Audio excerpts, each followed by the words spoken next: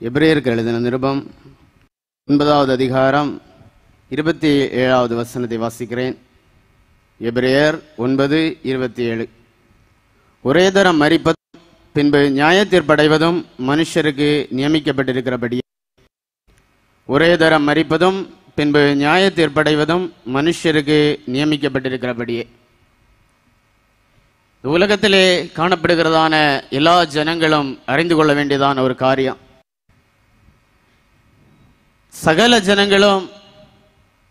சகல ஜனங்களுக்கும் மரணம் என்றுதான ஒன்று இருக்கிறது. அந்த மரணத்திற்கு பின்பாக நியாய தீர்ப்பு என்று ஒன்று இருக்கிறது. இந்த உலகத்திலே தேவனாகிய கர்த்தர் மனுஷனை படைக்கும் போது அவனுக்கு நித்திய ஜீவனை கொடுத்திருந்தார். அவன் பாவம் செய்த போதோ அவைகள் எல்லாவற்றையும் இழந்து போனான். ஆனாலும் ஒரு கூட்டமான ஜனங்கள் இந்த உலகத்திலே பார்க்கும்போது என்ன சொல்லுகிறார்கள்? இப்பொழுது தாங்கள் இந்த உலகத்திலே எவ்விதமாய் ஜீவித்தாலும் இங்கே மரணம் அடைந்த பிறகு இனி ஒரு பிறவி இருக்கிறது. அந்த பிறவியிலே நாம் இந்த பூமியிலே வருவோம். அது எப்படி வருவோம் என்று தெரியாது, அப்படி என்று சொல்லுகிறார்கள். ஆனால் என் தேவன் சொல்லுகிறார், மனுஷனாக பிறந்த எல்லாருக்கும் ஒரே மரணம். அந்த மனுஷன் சரீர பிரகாரமாக மரித்த பின்பு அவனுக்காக வைக்கப்பட்டிருக்கிறது நியாய தீர்ப்பு.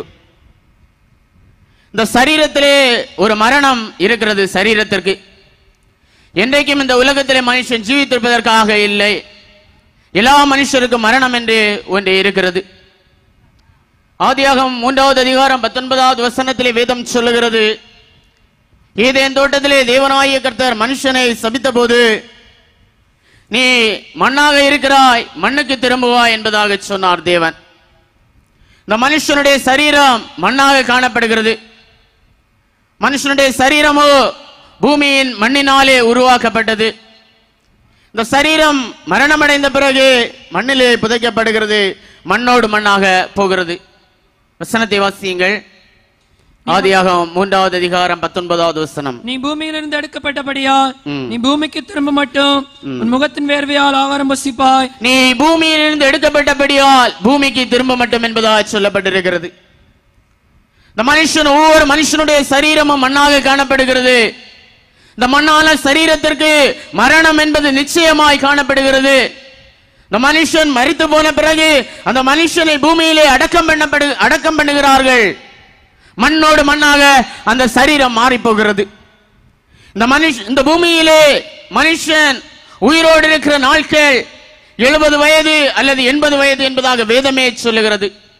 90வது சங்கீதம் 10வது வசனத்தை வாசிப்பமே ஆகிய 70 வயது ஒருவேளை பலத்தின் மிகுதியால் அது 80ஆக இருந்தாலும் அதன் மேன்மை வருத்தம் சஞ்சலம் என்பதாக வேதம் சொல்லுகிறது. இந்த உலகத்தில் வாழ்கிறதான நாட்களை இன்பம் என்று எண்ணுகிறார்கள். இதுவே தங்களுக்கு இந்த உலகத்தில் வாழ்கிறதான வாழ்க்கை மட்டும்தான், இனி ஒரு வாழ்க்கை இல்லை. இந்த உலகத்திலே வாழ்கிறதான நாள் வரையிலும் புசித்து குடித்து நம்முடைய மனம் விரும்பினபடியே ஜீவிக்கலாம் என்று எண்ணிக்கொண்டிருக்கிறார்கள். நிச்சயமாக அப்படி அல்ல, இல்லை. ஒருவேளை 70 வயது வரைக்கும் வாழலாம், அல்லது 80 வயது வரைக்கும் வாழலாம், அல்லது தன்னுடைய வாழ்நாள் குறுகி போகலாம். குறுகி போன பின்பு நியாய தீர்ப்பு ஒன்று நிச்சயமாய் காணப்படுகிறது. 90வது சங்கீதம் 10வது வசனத்தை வாசியுங்கள். எங்கள் ஆயுசு நாட்கள் 70 வருஷம். வேதம் சொல்லுகிறது, வேதத்திலே சொல்லி இருக்கிறது, கர்த்தருடைய சாட்சிகள் சொல்லுகிறார்கள், எங்களுடைய ஆயுசு நாட்கள் 70 வருஷம். பலத்தின் மிகுதியால் 80 வருஷமாயிருந்தாலும், ஒருவேளை எங்களுடைய பலத்தினாலே அது 80 வருஷமாக இருந்தாலும் அதன் மேன்மையானது வருத்தமும் சஞ்சலமுமே என்பதாக சொல்லப்பட்டிருக்கிறது. நமக்கே தெரியும், நம்முடைய வீடுகளில் வயதானவர்கள் இருப்பார்கள். எத்தனை பேர் அவர்களை கவனித்துக் கொள்வோம்? அவர்கள் வியாதிப்படுவார்கள், நோய்வாய்ப்படுவார்கள், படுத்த படுக்கையாக மாறி விடுவார்கள். அப்படிப்பட்டதான வயதானவர்கள் மனதிலே சிந்திப்பார்கள், இப்படி இருப்பதற்கு நாம் மரித்து போகலாமே என்பதாக. நிச்சயமாக ஒரு கட்டத்திற்கு மேலாக நம்முடைய சரீரம் நோய்வாய்ப்படும், வியாதிகள் வரும், வேதனைகள் வரும். நம்முடைய உறுப்புகள் ஒவ்வொன்றும் செயலிழந்து அவைகள் இயங்கக்கூடாத நிலைமைக்கு மாறிவிடும். அப்படி மாறும்போது தன்னுடைய வாழ்க்கை கசக்கும், மரணத்தை விரும்புவார்கள். இப்படி ஜீவிப்பதை விட நான் இறந்து போகலாம் என்று நினைத்துக் கொள்வார்கள். ஆனால் இந்த மனுஷன் அறியாதிருக்கிறான், அப்படி நான் இறந்து போனாலும் என்னுடைய வாழ்க்கை இன்னொரு வாழ்க்கை இருக்கிறது, என்னுடைய ஆத்மா தேவனுக்கு எதிரான நிலைமையோடு இருக்கிறதா என்பதை அறியாதிருக்கிறார்கள். எல்லா ஜனங்களும் அறிந்து கொள்ள வேண்டியது மரணம் நிச்சயம் உண்டு, நியாய தீர்ப்பு நிச்சயம் உண்டு என்பதாக. இது கிறிஸ்தவர்களாகி நாம் மட்டும் அறிந்து கொள்ள வேண்டியது அல்ல, உலகத்திலே காணப்படுகிற சகல ஜனமும் தெரிந்திருக்க வேண்டியதான ஒரு காரியம். இந்த 70 வருஷம் அல்லது பலத்தின் மிகுதியால் 80 வருஷமா இருந்தாலும் வாழ்கிறதான ஒவ்வொரு நாளும் இந்த உலகத்திலே புகையை போன்றதான வாழ்க்கை தான் காணப்படுகிறது. யாக்கோபு 4வது அதிகாரம் 14வது வசனத்திலே மனுஷனுடைய நாட்கள் திழலை போல புகையை போல காணப்படுகிறது என்பதாக சொல்லப்பட்டிருக்கிறது. நாளைக்கு நடப்பது உங்களுக்கு தெரியாது. என்ன செய்கிறார்கள்? நாளைய தினத்தை குறித்து யோசிக்கிறார்கள், அநேக திட்டங்களை தீட்டுகிறார்கள், நாளைய தினம் என்பதாக. ஆனால் மனுஷனே, என் தேவன் என்னிடமாக சொல்லுகிறார், நாளைய தினத்தை குறித்து உனக்கு தெரியாது. உங்கள் இதோ கொடுக்கப்பட்டிருக்கிறான இந்த நாள், இந்த நிமிஷம் மட்டும்தான் உன்னுடையது. சரீர பிரகாரமான மரணம் ஒன்று இருக்கிறது, அது எந்த விதத்திலே எந்த வகையிலே எப்பொழுது வரும் என்று உனக்கு தெரியாது. நாளைய தினத்தை குறித்து நீ பெருமை பாராட்டாதே. நாளை நடப்பது உனக்கு எப்படி என்று தெரியாது. இன்றைக்கு இரவு சுகமாக படுத்துக் கொள்ளலாம், நாளை கண் விழிக்கும் போது நாம் எழும்புகிறோமா என்பது யாருக்கு தெரியும்? உலகத்திலே அநேக காரியங்கள் நடக்கிறது. நமக்கு தெரிந்தவர்கள், நம்முடைய உற்றார் உறவினர்கள் இப்படி மாண்டு போயிருக்கலாம், மடிந்து போயிருக்கலாம். சுகத்தோடு பலத்தோடு நம்மோடு படுத்திருப்பார்கள், காலையிலே இறந்து போயிருப்பார்கள். பிரயாணம் செல்கிறார்கள், வழியிலே பலவிதமான ஆபத்துகள் நேரிடுகிறது, இறந்து போகிறார்கள்.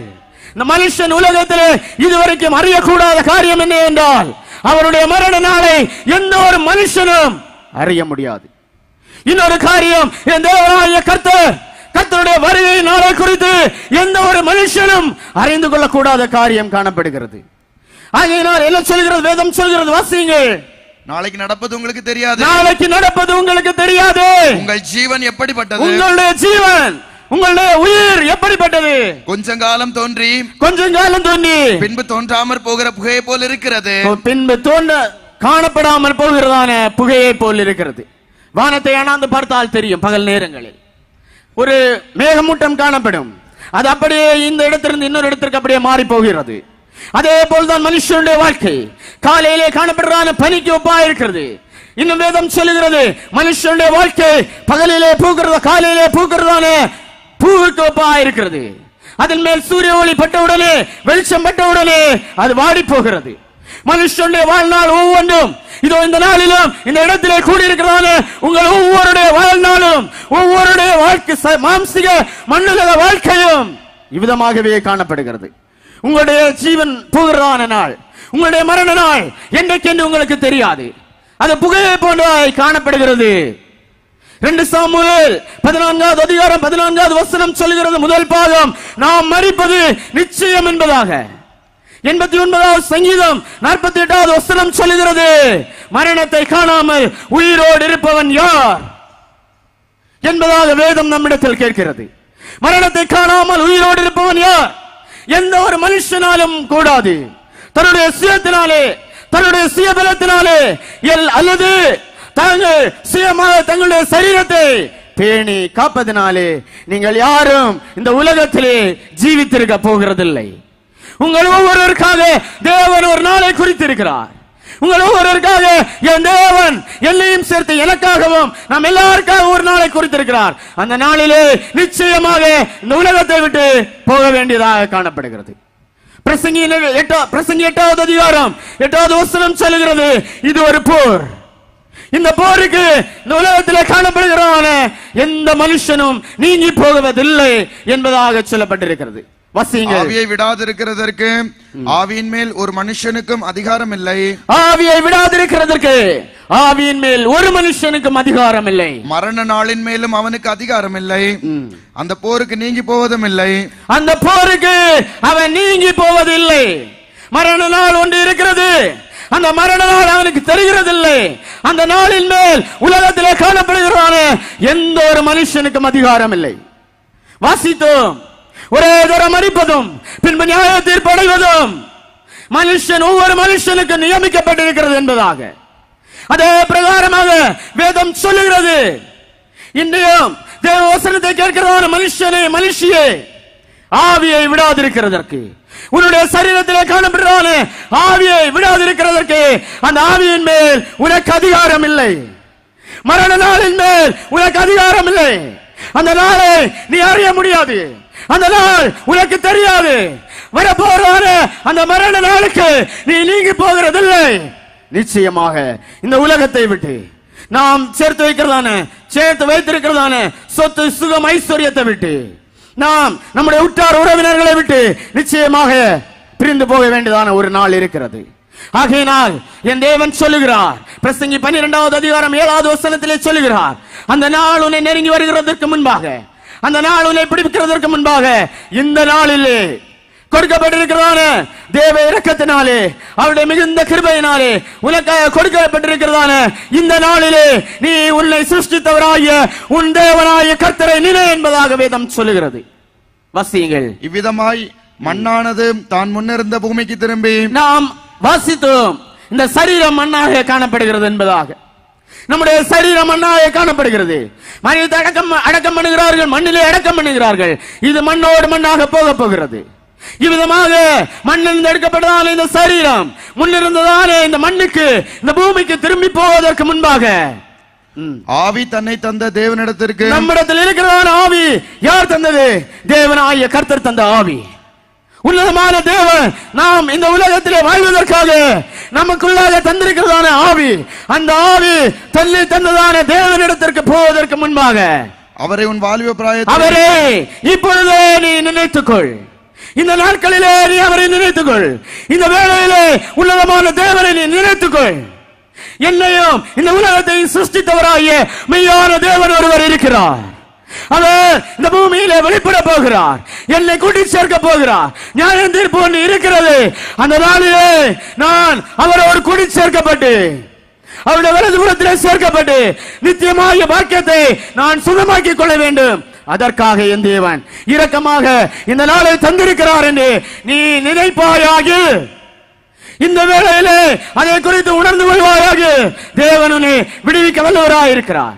இவ்விதமாக வாசித்தோம், மரிப்பது நிச்சயம், அது போலவே நியாயம் தீர்க்கப்படுவது நிச்சயம்.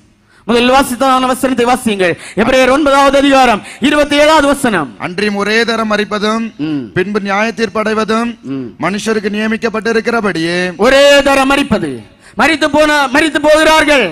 அதன் பின்பு என்ன? நியாய தீர்ப்பு. தேவனுடைய நியாய தீர்ப்பு ஒன்று இருக்கிறது. உன்னதமான தேவன் நியாய தீர்க்கிறவராக காணப்படுகிறார். அவருடைய நியாய தீர்ப்பு ஒன்று இருக்கிறது. இந்த நியாய தீர்ப்பு நிச்சயமாக காணப்படுகிறது. அப்போஸ்தலர் 17வது அதிகாரம் 31வது வசனத்தை வாசிக்கும் போது, நியாயம் தீர்க்கிறது, நியாயம் தீர்க்கப்படுவது நிச்சயம் என்பதாக என் தேவன் சொல்லி இருக்கிறார். அவருடைய வேதம் சொல்லுகிறது. அவருடைய வேதத்திலே கொடுக்கப்பட்டவைகள் அனைத்தும் சத்தியம், வேத சத்தியம், அது உண்மை. அவருடைய வார்த்தைகள் ஒவ்வொன்றும் நடந்து நிறைவேறும். நிச்சயமாக அவைகள் நடந்து நிறைவேறும். மேலும் ஒரு நாளை அவர் குறித்திருக்கிறார். அதிலே நியாயம் தீர்ப்பதற்காக உலகத்திலே காணப்படுகிறான ஜனங்களை நியாயம் தீர்ப்பதற்காக என் தேவன் ஒரு நாளை நியமித்திருக்கிறார். மேலும் ஒரு நாளை குறித்திருக்கிறார். அதிலே அவர் தாம் நியமித்த மனுஷனை கொண்டு, அவர் நியமித்ததான மனுஷனை கொண்டு பூலோகத்தை நியாயம் தீர்க்க போகிறார். இந்த பூமியை நியாயம் தீர்க்க போகிறார். உன்னதமான தேவனோ இந்த பூமியையும் இந்த பூமியில் காணப்படுகிறதான எல்லாவற்றையும் அவருடைய வார்த்தையினாலே நியாயம் தீர்க்க போகிறார். அந்த நிச்சயத்தை எதனாலே விளங்க பண்ணி இருக்கிறார் என்று வாசியுங்கள். அந்த மனுஷனை மரித்தோரிலிருந்து எழுப்பினதினாலே அது நிச்சயத்தை எல்லாருக்கும் விளங்க பண்ணினார். அந்த மனுஷன் என்று பார்க்கும்போது இயேசு கிறிஸ்து, உன்னதமான தேவன் இயேசு கிறிஸ்துவாக இந்த உலகத்திலே வெளிப்பட்டார். அவர் நமக்காக, நம்முடைய பாவங்களுக்காக பாடுபட்டு, அடிக்கப்பட்டு, நொறுக்கப்பட்டு அவருடைய ஜீவனையே கல்வாரியிலே தியாகம் பண்ணினார். அடக்கம் பண்ணப்பட்டார். 3ஆம் நாளிலே உயிரோடு எழுந்தார். அவர் உயிரோடு எழுந்ததன் மூலமாக, அவர் உயிர் தெழுந்ததன் மூலமாக நியாய தீர்ப்பு ஒன்று இருக்கிறது என்றதான நிச்சயம் விளங்கப்பட்டிருக்கிறது. நியாய தீர்ப்பு உண்டு என்றதான நிச்சயம் விளங்கப்பட்டிருக்கிறது. நியாய தீர்ப்பு நிச்சயமாக உண்டு. ஒரு கூட்டமான ஜனங்கள் விசுவாசிக்கிறதில்லை. கிறிஸ்தவர்கள் என்றதான போர்வையிலே காணப்படுகிறான அநேக ஜனங்கள் கூட இதை விசுவாசிக்கிறதில்லை. என் தேவன் சொல்லி இருக்கிறார், அவருடைய வேதத்தின் மூலம் சொல்லி இருக்கிறார், இயேசு கிறிஸ்து மரித்தோரிலிருந்து எழுந்ததினாலே, முதலாக இந்த உலகத்திலே அவர் எழுந்ததினாலே நியாய தீர்ப்பு ஒன்று நிச்சயம். நியாய தீர்ப்பு உலகத்திற்கு நிச்சயம். எல்லா ஜனங்களுக்கு நியாய தீர்ப்பு ஒன்று நிச்சயம் என்பதாக அவர் வெளிப்படுத்தி இருக்கிறார். யோவான் எழுதின சுவிசேஷம் 16வது அதிகாரம் 8வது வசனத்தை வாசிக்கும் போது நியாய தீர்ப்பு நிச்சயமாய் காணப்படுகிறதுனாலே அவர் அவருடைய ஆவியின் மூலமாக, அவருடைய பரிசுத்த ஆவியின் மூலமாக இந்த நாளிலே அவருடைய ஊழியக்காரர்களை கொண்டு கண்டிக்கிறார், உணர்த்துகிறார். அவர் வந்து பாவத்தை குறித்தும் நீதியை குறித்தும் நியாய தீர்ப்பை குறித்தும் உலகத்தை கண்டித்து உணர்த்துவார். இயேசு கிறிஸ்து இந்த உலகத்திலே இருந்த நாளிலே சொன்னார், தேற்றவாளன் வருவார், பரிசுத்த ஆவியானவர் இந்த உலகத்திலே வருவார். அவர் வந்து இந்த உலகத்தின் ஜனங்களை நியாய தீர்ப்பை குறித்து கண்டித்து உணர்த்துவார் என்பதாக சொன்னார். இன்னைக்கு என்ன காண்கிறோம்? ஆசீர்வாதத்தை மட்டும்தான் நாம் எதிர்பார்க்கிறோம்.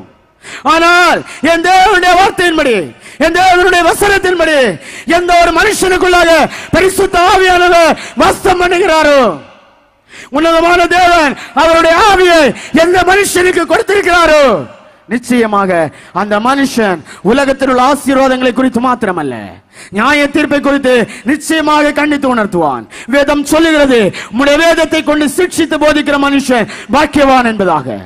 ஆவிக்குரிய ஜனங்களுக்கு, கிறிஸ்தவர்களாய் காணப்படுகிறான நமக்கு கொடுக்கப்பட்டிருக்கிறதான அடிப்படை உபதேசத்தில் ஒன்றுதான் நியாய தீர்ப்பு, நரகம்.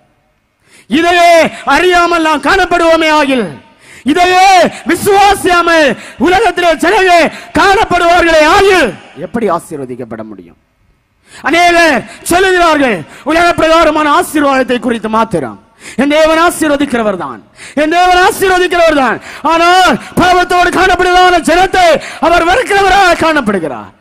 ஒருவேளை நீங்கள் சிந்தித்துக் கொள்ளலாம், உலகத்திலே பணக்காரர்கள் காணப்படுகிறார்கள், அவர்கள் எல்லாம் தெய்வ நம்பிக்கையுடையவர்களாக காணப்படுகிறார்களா என்று. நிச்சயமா இருக்காதுதான். ஆனால் என் தேவன் உலக பிரகாரமான ஆசீர்வாதத்தை மாத்திரம் கொடுக்கிறவர் அல்ல. இயேசு கிறிஸ்து உபவாசத்தோடு காணப்பட்ட போது பிசாசு வந்து அவரிடத்தில் வந்தது என்று சொன்னான். அவரை உயர்ந்த மலையிலே கொண்டு நிறுத்தி, இந்த பூமியை நோக்கி பாருங்கள், எல்லாம் என்னுடையது, இதிலிருந்து தாழ குதியும், என்னுடைய வார்த்தை கீழ்பட்டால் இவைகள் எல்லாவற்றையும் கொடுப்பேன் என்பதாக பிசாசு சொன்னான். என் தேவன் சொன்னார், அப்பாலே போ சாத்தானே என்பதாக. பாருங்கள், உலக ஆசீர்வாதம் யாரால் கொடுக்கப்படுகிறது? உலக ஆசீர்வாதம் யாரால் கொடுக்கப்படுகிறது? ஆனால் தேவனுடைய ஜனங்கள் கஷ்டப்படுவார்கள், நெருக்கப்படுவார்கள், உண்மைதான்.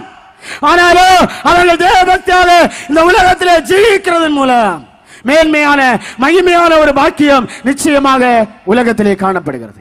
இயேசு கிறிஸ்து மரித்தோரிலிருந்து எழுந்ததினாலே நியாய தீர்ப்பு நிச்சயம் என்பதை அறிந்தோம். ஏசாயா தீர்க்கதரிசியின் புஸ்தகம் 10வது அதிகாரம் 3வது வசனம் இவ்விதமாக சொல்லுகிறது, அந்த நாள் நியாயம் தீர்க்கிறதான நாள், அது தேவனாகிய கர்த்தர் ஒவ்வொருவரையும் விசாரிக்கிறதான நாள் என்பதாக சொல்லப்பட்டிருக்கிறது. விசாரிப்பின் நாளிலும் தூரத்திலிருந்து வரும் பால் கடிப்பின் நாளிலும் நீங்கள் என்ன செய்வீர்கள்? உதவி பெறும்படி யாரிடத்தில் ஓடுவீர்கள்? உங்கள் மகிமையை எங்கே வைத்து விடுவீர்கள்? விசாரிப்பின் நாள் என்பதாக சொல்லப்பட்டிருக்கிறது. என் தேவன் உலகத்தில் காணப்படுவதான சகல ஜனங்களையும் விசாரிக்கிறதான ஒரு நாள், பால் கடிப்பு நிறைந்ததான இந்த நாள். இன்றைக்கு சுவிசேஷம் நேற்றைய தினமே அறிவிக்கப்பட்டது. மனம் திரும்பு, ரட்சிக்கப்படு, பாவங்களை அறிக்கப்படும் போது தேவனாகிய கர்த்தர் பாவ மன்னிப்பை கொடுப்பார் என்று சுவிசேஷம் அறிவிக்கப்பட்டது. ஆனால் எத்தனை பேர் அதை கேட்டீர்கள் என்று தெரியாது, எத்தனை பேருடைய உள்ளத்திலே அது கிரியேட் செய்து என்று தெரியாது, எத்தனை பேர் அவைகளை அறிக்கை பண்ணி விட்டு ரட்சிக்கப்பட்டீர்கள் என்று தெரியாது. இவைகள் எல்லாவற்றையும் குறித்து தேவனாகிய கர்த்தர் உன்னிடத்திலே விசாரிக்கிறதான ஒரு நாள் இருக்கிறது. அந்த நாள் உன்னிடத்தில் சீக்கிரமா வந்து கொண்டிருக்கிறது. இன்றைக்கு மனம் திரும்பி என்று சொல்லும் போது தன்னுடைய மகிமையை பேசுகிறார்கள், தன்னுடைய பெருமையை குறித்து பேசுகிறார்கள். தேவனாகிய கர்த்தர் உன்னை நீதியாய் விசாரிக்கிறதான அந்த நாளிலே உன்னுடைய மகிமையை நீ எங்கே ஒளித்து வைப்பாய்? ஒரு இடத்தில் ஒளித்து வைக்க முடியாது. உன்னுடைய மகிமையை அவருக்கு முன்பாக காண்பிக்க முடியாது. இது மகா பயங்கரமான நாள். செப்பனியா தீர்க்கதரிசியின் புஸ்தகம் 1வது அதிகாரம் 14-15 வசனங்களை வாசிக்கும் போது, கர்த்தருடைய பெரிய நாள் சமீபித்திருக்கிறது, அது கிட்டி சேர்ந்து மிகவும் தீவிரித்து வருகிறது. கர்த்தருடைய நாள் என்கிற சத்தத்திற்கு பராக்கிரமசாலி முதலாய் அங்கே மனம் கசந்து அலறுவான். கர்த்தருடைய இந்த நியாய தீர்ப்பின் நாளிலே எந்த ஒரு மனுஷனும் அவருக்கு முன்பாக நிற்க முடியாது. அது யாரா இருந்தாலும், பலவான்களா இருந்தாலும், பலசாலிகளா இருந்தாலும், நீ என் தேவனாய கர்த்தருக்கு முன்பாக மனம் கசந்து அலறுவாய். அவருக்கு முன்பாக உன்னாலே நிற்க முடியாது. வாசிங்க. அந்த நாள் உக்கிரத்தின் நாள், அந்த நாளோ உக்கிரத்தின் நாள், அது இக்கட்டும் அது இக்கட்டும் இடுக்கவுமான நாள், அது அழிவும் பால் கடிப்புமான நாள், அது அழிவும் பால் கடிப்புமான நாள், அது இருளும் அந்தகாரமான நாள். அந்த நாளோ உனக்கு முன்பாக வருகிறது. அது இருள் நிறைந்த நாள், அந்தகாரமான நாள், அது மப்பும் மந்தாரமான நாள் என்பதாக வேதம் சொல்லுகிறது. இந்த நாளிலே உன்னுடைய வெள்ளியோ பொன்னோ உன்னை தப்புவிக்காது. இந்த நாளிலே உலகத்திற்கு பின்னாக ஓடி அவை எல்லாவற்றையும் சேர்த்து வைத்துக் கொள்ளுங்கள். சேர்த்து வைத்துக் கொள்கிறீர்கள். அந்த நாளிலே தேவன் நியாயம் தீர்க்கிறான அந்த நாளிலே நீ உலகத்தில் சேர்த்து வைத்த எதுவுமே உன்னை தப்புவிக்காது. அந்த நாள் மகா உக்கிரத்தின் நாள். அந்த நாளிலே வெள்ளியையும் பொன்னையும் எறிந்து விடுவார்கள். அதனாலே எந்த பிரயோஜனமும் இல்லை என்பதை அன்றைக்குதான் அறிந்து கொள்வார்கள். இன்றைக்கு விதமாக சுவிசேஷம் அறிவிக்கப்பட்டாலும், எத்தனையோ சுவிசேஷங்கள் அறிவிக்கப்பட்டாலும் இதை குறித்து உணர்வற்றவர்களாக காணப்படுகிறார்கள். உபதியா 15வது வசனத்தை வாசிக்கும் போது, சகல ஜனங்களுக்கும் விரோதமான நாள், பாவத்தோடு அக்கிரமத்தோடு பொல்லாத கிரியைகளை நடப்பித்துக் கொண்டிருக்கிறதான ஜனத்திற்கு விரோதமான நாள் என்பதாக அங்கே சொல்லப்பட்டிருக்கிற வாசிங்கள். எல்லா ஜாதிகளுக்கும் விரோதமான நாளாகிய கர்த்தருடைய நாள் சமீபமாய் வந்திருக்கிறது. நீ செய்தபடியே உனக்கு செய்யப்படும். இந்த எல்லா ஜனத்திற்கும் விரோதமான இந்த நாளிலே, நீ இந்த பூமியிலே இருந்த நாட்களிலே, நீ இந்த பூமியிலே இருக்கும் போது எதை செய்தாயோ அதன் பலனே உன் தலையின் மேல் வரும். நீ எதை செய்தாயோ அதற்குரிய பலன் தான் நீ செய்தபடி உனக்கு செய்யப்படும். உன் செய்கையின் பலன் உன் தலையின் மேல் திரும்பும். உன்னுடைய செய்கையின் பலனோ உன்னுடைய தலையின் மேல் திரும்பும் என்பதாக வேதம் சொல்லுகிறது. இந்த நாளிலே உலகத்திலே வாழ்ந்து கொண்டு பாவத்தை வைத்துக் கொண்டு சுகபோகத்தோடு வாழ்கிறோம். இவைகள் தான் இன்பம் என்று எண்ணி இதிலே சந்தோஷப்பட்டு ஜீவிக்கிறோம். வேண்டாத அருவருப்பான கிரியைகளை வைத்துக் கொண்டு இவைகள் தான் தங்களது சந்தோஷத்தை கொடுப்பது என்று வாழ்ந்து கொண்டிருக்கிறோம். தேவன் இந்த நாளிலும் கூடி வந்திருக்கிறதான ஜனமே, இந்த நாள் உனக்கு விரோதமாக திரும்புகிறதான நாள். அந்த நாளிலே நீ இந்த பூமியிலே இருக்கும் போது எதை செய்தாயோ அதன்படியே உனக்கு செய்யப்படும். இதை அறிந்து கொள்ள வேண்டியது அவசியம். தேவனுடைய நியாய தீர்ப்பு நிச்சயம். அவர் நிச்சயமாக எல்லாரையும் நியாயம் தீர்ப்பார். நீ செய்ததான கிரியை, அது எவ்விதமான கிரியையோ அதற்கேற்றதான பலன், அதற்கேற்றதான பிரதிபலன் உன்னுடைய தலையின் மேல் திரும்பும், உன்னுடைய தலையின் மேல் வரும். அந்த நாளை உன்னாலே சகித்துக் கொள்ள முடியாது. யோவேல் தீர்க்கதரிசியின் புஸ்தகம் 2வது அதிகாரம் 11வது வசனத்தின் 2வது பாகம் சொல்லுகிறது, கர்த்தருடைய பயங்கரமான பெரிய அந்த நாளுக்கு, அந்த நாளை சகிப்பவன் யார் என்பதாக வேதம் கேட்கிறது. உங்கள் ஒவ்வொரு இடத்திலும் கேள்வியாக கேட்கப்படுகிறது. வாசிங்கள். கர்த்தருடைய நாள் பெரிதும் மகா பயங்கரமாயிருக்கும், அதை சந்திக்கிறவன் யார்? இதை சகிப்பவன் யார்? இந்த நாளிலும் இந்த இடத்திலே கூடியிருக்கிறான ஒவ்வொரு இடத்திலும் தேவ வசனம் கேள்வியாக கேட்கப்படுகிறது. அந்த நாளை உன்னாலே சகிக்க கூடுமா? தேவன் நியாயம் விசாரிக்கிறதான அந்த நாளை, தேவன் நியாயம் தீர்க்கிறதான அந்த நாளை உன்னாலே சகிக்க கூடுமா? முடியாது. அவருக்கு முன்பாக உன்னாலே நிற்க முடியுமா? முடியாது. ஆமோஸ் தீர்க்கதரிசியின் புஸ்தகம் 5வது அதிகாரம் 18 முதல் 20 வரை உள்ள வசனங்களை வாசிக்கும் போது இந்த நாளை விரும்புகிறவர்களுக்கு ஐயோ என்பதாக சொல்லப்பட்டிருக்கிறது. கர்த்தருடைய நாளை விரும்புகிறவர்களுக்கு ஐயோ, கர்த்தருடைய நாளை விரும்புகிறவர்களுக்கு ஐயோ. அதனால் உங்களுக்கு என்ன உண்டு? அதனாலே உனக்கு என்ன உண்டு? கர்த்தருடைய நாள் வெளிச்சமாயிராமல், கர்த்தருடைய நாளை வெளிச்சமாயிராமல் அந்தகாரமாயிருக்கும். அது அந்தகாரமாயிருக்க போகிறது. நீ இந்த நாளை விரும்புகிறாயா? இதமாக எல்லா ஜனத்தையும் நியாயம் விசாரிக்கிறதான இந்த நாளை நீ விரும்புகிறாயா? இந்த நாளை நீ எதிர்பார்த்திருக்கிறாயா? இந்த நாளிலே உன்னதமான தேவனுக்கு முன்பாக நீ நிற்க கூடுமா? இன்னைக்கு பாவத்தோடு விளையாடுகிறார்கள், பாவத்தை வைத்துக் கொண்டு விளையாடுகிறார்கள். யாருக்கு முன்பாக நிற்க வேண்டுமானாலும் நிற்கலாம் என்று பொய்யாக தன்னை உருவாக்கி கொள்ளுகிறார்கள், பொய் சாட்சி சொல்லுகிறார்கள், பொய்யை பேசி மற்ற ஜனங்களுக்கு முன்பாக நிற்கிறார்கள். இப்பொழுது நிற்கலாம். என் தேவன் நியாயம் தீர்க்கிறதான அந்த கடைசி நாளிலே நீ தேவனுக்கு முன்பாக நிற்பாயோ? உன்னாலே நிற்க முடியாது. அறிந்து கொள், உணர்ந்து கொள், வசியுங்கள். சிங்கத்துக்கு தப்பினவனுக்கு கரடி எதிர்பட்டது போலவும், அல்லது வீட்டுக்குள்ளே வந்து சுவரின் மேல் தன் கையை வைத்த போது பாம்பு அவனை கடித்தது போலவும் இருக்கும். எப்படி இருக்குமா? காடுகளின் வழியாக போகிறார்கள், வழியிலே சிங்கம் அகப்படுகிறது, சிங்கம் வருகிறது, இவர்களுக்கு எதிராக பயந்து ஓடுகிறார்கள். சிங்கத்துக்கு தப்பி ஓடும் போது வழியிலே கரடி வருகிறது. உங்களுடைய நிலைமை எப்படி இருக்கும்? இருதயம் எப்படி வேதனைப்படும்? அதை எப்படி எதிர்கொள்வீர்கள்? சற்று சிந்தித்து பாருங்கள், அதை அப்படியே தியானித்து பாருங்கள். ஒரு வழியாக போகிறோம், சிங்கம் குறுக்காக வருகிறது, சிங்கத்துக்கு தப்பி மறுபடியும் ஓடுகிறோம், குறுக்கே கரடி வருகிறது, அதற்கும் தப்பி கொண்டீர்கள். வீட்டிலே போய் நிம்மதியாக வந்து சேர்ந்தேன், எப்படியோ தேவ இரக்கத்தினாலே பிழைத்துக் கொண்டேன் என்று சுவரிலே கையை வைக்கிறீர்கள். சுவரில் இருக்கிறது பாம்பு, கொத்தி விடுகிறது. சிந்தித்து பாருங்கள், அந்த நாள் எப்படி இருக்கும்? உங்களுடைய முடிவு எப்படி இருக்கும்? சிங்கத்துக்கு தப்பினவனுக்கு கரடி எதிர்பட்டது போலவும், அல்லது வீட்டுக்குள்ளே வந்து சுவரின் மேல் தன் கையை வைத்த போது பாம்பு அவனை கடித்த போது எப்படி இருக்குமோ அதே போல அந்த நாள் இருக்கும். தொடர்ந்து வாசிங்கள். கர்த்தருடைய நாள் வெளிச்சமாயிராமல் இருளும் பிரகாசமற்ற அந்தகாரமாய் இருக்கும் அல்லவோ? கர்த்தருடைய நாள் எப்படி இருக்குமோ இதே போல வெளிச்சமாய் ஒன்றும் இருக்காது. இந்த நாளிலே இப்பொழுது என்ன பகல் இரவு என்று இருக்கிறது.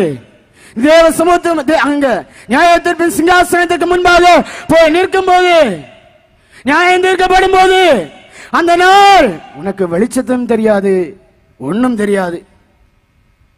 தப்ப முடியுமா என்று பார்ப்பார்கள், நிச்சயமாக முடியாது. இந்த நாளை தேவன் இரக்கமாக தந்திருக்கிறார். எவ்வளவோ தடைகள் வந்த போதிலும் உங்கள் எல்லாரையும் இந்த இடத்துல கூட்டி சேர்த்திருக்கிறார். தேவ வசனத்தை உங்களுக்கு முன்பாக அறிவிக்க அவர் சித்தம் கொண்டு இந்த நாளில் உங்களோடு தேவ வசனத்தின் மூலமாக இடைபடுகிறார்.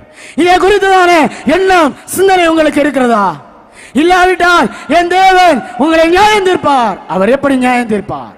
1 பேதுரு 1வது அதிகாரம் 17வது வசனத்தின் தொடக்கம் சொல்லுகிறது, பட்சபாதம் இல்லாமல் நியாயம் தீர்ப்பார் என்பதாக. அன்றியும் பட்சபாதம் இல்லாமல் அவனவனுடைய கிரியைகளின்படி நியாயம் தீர்க்கிறவரை. போதும், பட்சபாதம் இல்லாமல் ஜனத்தை நியாயம் தீர்க்க போகிறார். இப்பொழுது இந்த உலகத்திலே நியாயம் தீர்க்கிறார்கள், இந்த உலகத்திலே நியாயம் விசாரிக்கிறார்கள். அது எப்படி? ஒரு சைடா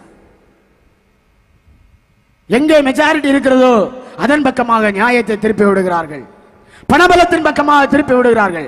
ஆனால் என் தேவன் அப்படிப்பட்டவர் அல்ல, என் தேவன் அப்படிப்பட்டவர் அல்ல. அவர் பட்சபாதம் இல்லாமல் உங்கள் ஒவ்வொருவரையும் நியாயம் தீர்ப்பார்.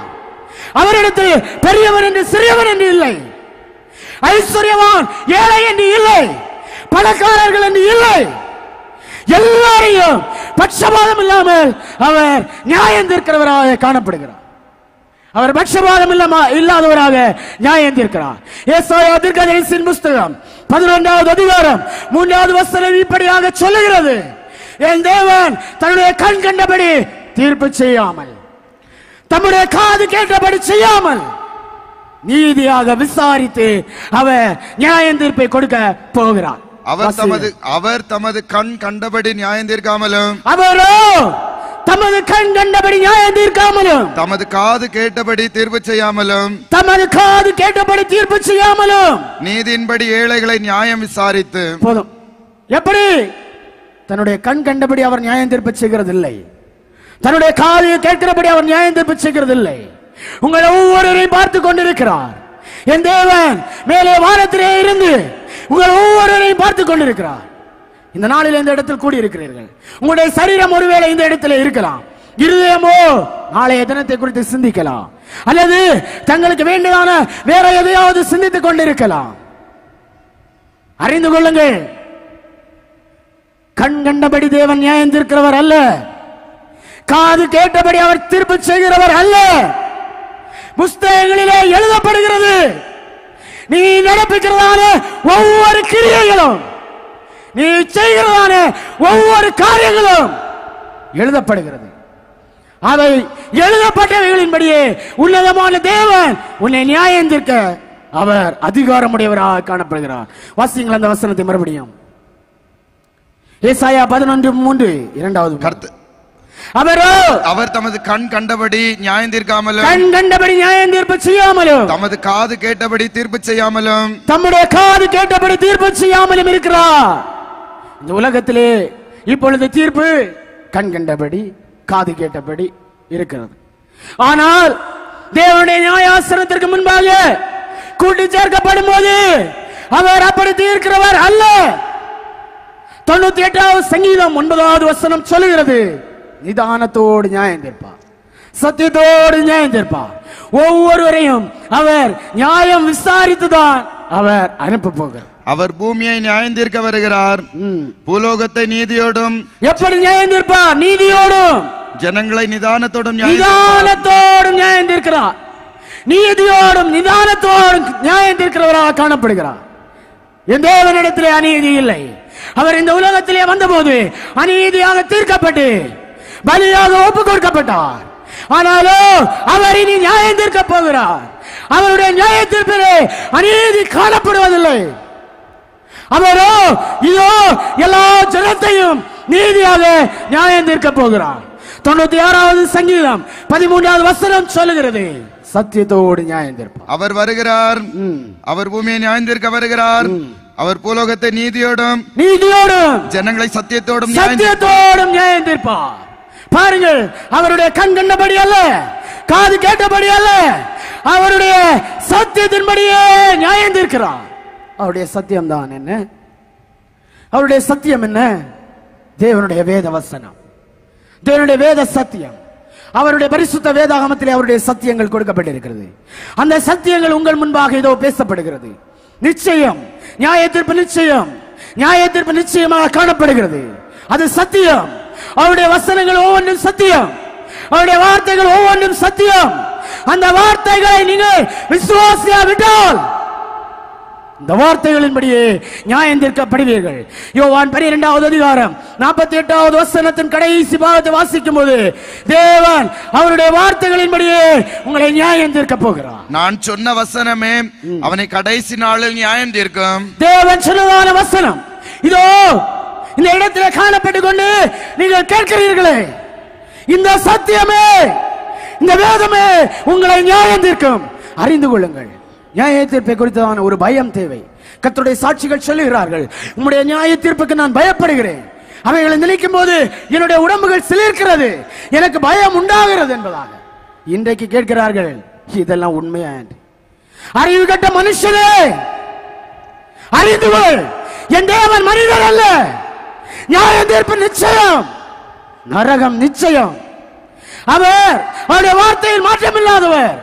மோட்சத்தை கண்டது யாரு? நரகத்தை கண்டது யாரு? கேட்கிறாய், உன்னுடைய அறிவு பெருக்கிறாள். நீ அன்றைக்கு அவருடைய நியாயாசனத்திற்கு முன்பாக போய் நிற்கும் போது தெரியும், நீ மோட்சத்தை காண்கிறாயா நரகத்தை காண்கிறாயா என்று. நாஸ்திகர்களாக மாறி போகிறார்கள், தெய்வபயம் மற்றவர்களாக மாறி போகிறார்கள், புத்திகட்ட ஜாதியாக மாறி போகிறார்கள். என் தேவன் இந்த உலகத்திலே கிறிஸ்தவம் என்றதான ஒரு மதத்தை உருவாக்க வரவில்லை, ஒரு மார்க்கத்தை காண்பிக்க வந்தார். இன்றைக்கு பிரித்து வைத்திருக்கிறோம். என் தேவன் வந்ததோ இந்த உலகத்திலே இயேசுவாக வந்தது ஒரு மார்க்கத்தை காண்பிக்க. அந்த மார்க்கம் சத்தியம், அந்த மார்க்கம் நியாயம், அந்த மார்க்கம் நீதியான மார்க்கம். அந்த மார்க்கத்தின்படி நீ நியாயம் தீர்க்கப்படுவாய். இது நிச்சயம், இது நிச்சயம், இது நிச்சயம். நியாயம் வீதி தேட நியாயாதிபதி இயேசு வானமேகம் வருகிறார். நியாயம் வீதி தேட நியாயாதிபதி இயேசு வானமேகம் வருகிறார். வானமடமடங்க பூமி கேடுவிடுங்க வானதூதர்கள்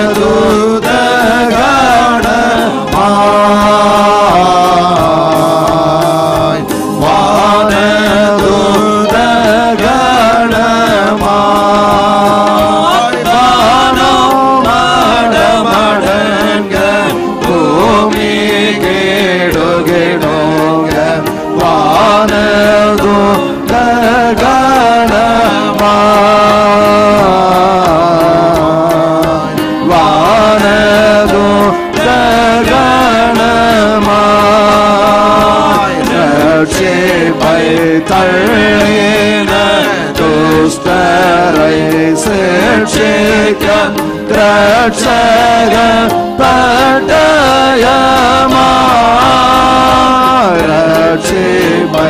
தள்ளின துஷ்டரை சிக்ஷிக்க ரட்சக பட்டயமா தீட்டிய பட்டயம் ஏந்திய வாழோட சேகேரோ வருகிறாரே சேகேரோ வருகிறாரே தீட்டிய பட்டயம் ஏந்திய வாழோட சேகேரோ வருகிறாரே சேகேரோ வருகிறாரே பட்சிக்கோ அக்னி பட்சியறிவாதை பாவினி பகலையோ பட்சிக்கோ அக்னி பட்சியறிவாதை பாவினி பகலையோ பாவினும் கோபதி பொங்கியறியோரே சிந்தனை செய்திடாயோ சிந்தனை செய்திடாயோ வந்தேடும் கோபதி பொங்கியறியோரே சிந்தனை செய்திடாயோ சிந்தனை செய்திடாயோ கையும் காலும் கண்டி பொய்கள் தள்ளிடும் காலமோ வந்திடுமே கையும் காலும் கண்டி பொய்கள் தள்ளிடும் காலமோ வந்திடுமே தோங்கின்ற பாவியே ஏகியழுந்தோமே பாவத்தை போக்கிடாயோ பாவத்தை போக்கிடாயோ தோங்கின்ற பாவியே ஏகியழுந்தோமே பாவத்தை போக்கிடாயோ பாவத்தை போக்கிடாயோ